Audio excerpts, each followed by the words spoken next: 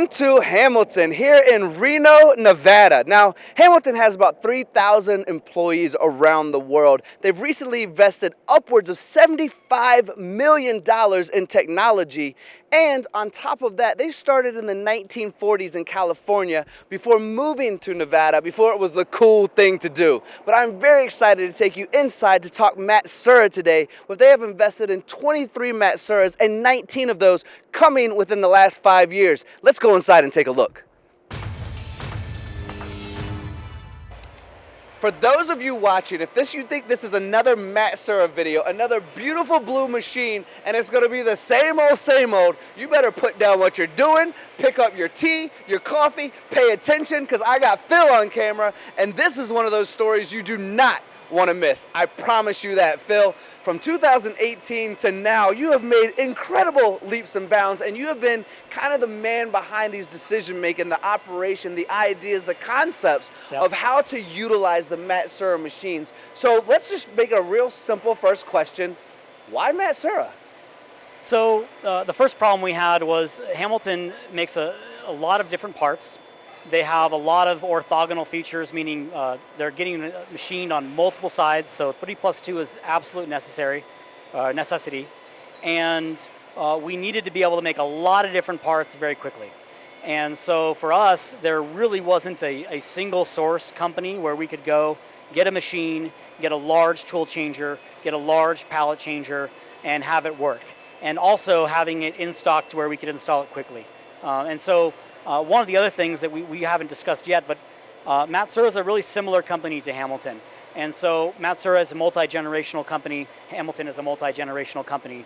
And so for us, it really meant something when I went to go talk to Katsu or Yuto about my problems or about my ideas, and they knew who I was. And I was a real customer to them, and even though we weren't a customer at all, they took me seriously.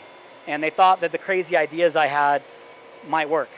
And some of the crazy ideas I had were pretty different. And the team that I have here, they really accepted those ideas and allowed the idea to really turn into something actionable. And it's been a blast.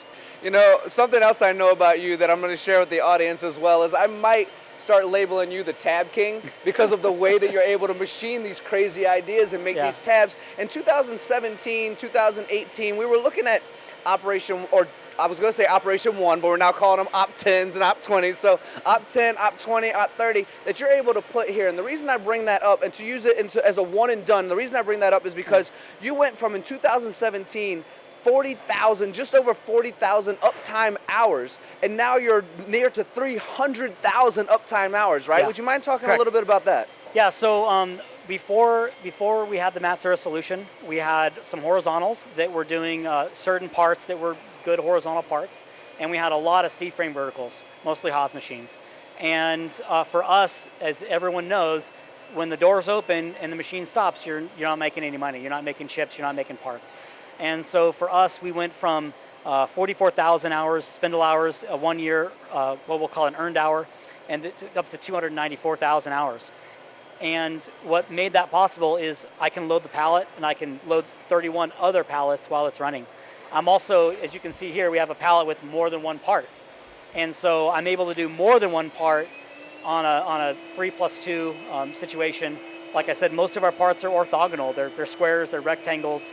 They're not true 5-axis parts. Sometimes we'll do 5-axis mostly for deburring or maybe a small edge here or there. But going that route, the only way we could have done it was with a solution that was off the shelf. And right now we have just under 1,500 programs that have been written and product has been made.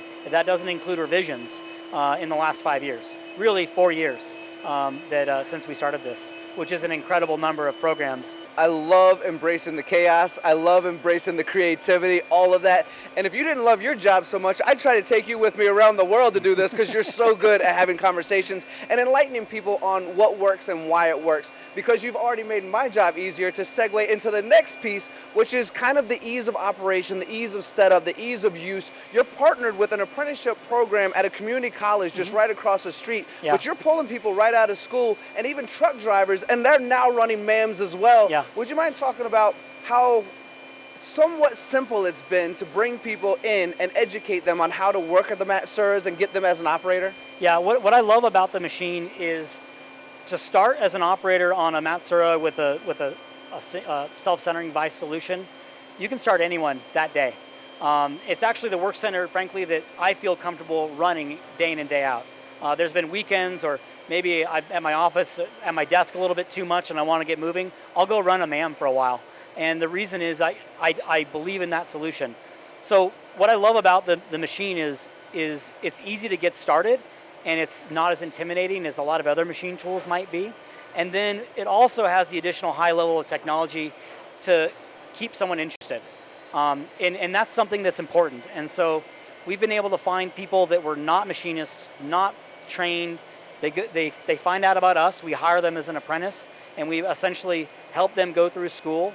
And the training is coming from the school, but we're also developing them internally so that they're really strong operators. Very well said. Also shows to go the leadership as well, and the team that's here at Hamilton, and everyone working together to be able to implement in such a short amount of time so many machines and so many operations and so many products on all of the machines to keep the uptime going without having the breakdowns that happen sometimes. So on behalf of MTDCNC, and I know that historically Hamilton hasn't let a whole lot of camera crews in, I just want to say thank you. Oh, thank you for sharing your story. Thank you for sharing your time. The audience loves hearing stories like this, and it's not every day that companies like yourself allow cameras to come in and share that story. So thank you so much, Phil. We're really proud of everything we've accomplished, and while I had some of the ideas, the team of people that I have with me, I really enjoy coming into work and getting to talk to you about it. I kind of realize what we've done. I don't think about it maybe enough what we've done in the past, but thanks a lot. Well, sometimes when we're in the thick of things, we don't pay attention to everything that's actually been accomplished. But from the outside looking in, I can tell from the people that are watching us make this video right now, everyone's very excited to be here, proud to see what you're doing, and we wish you decades and decades of more success. Cool. Thanks, Tony.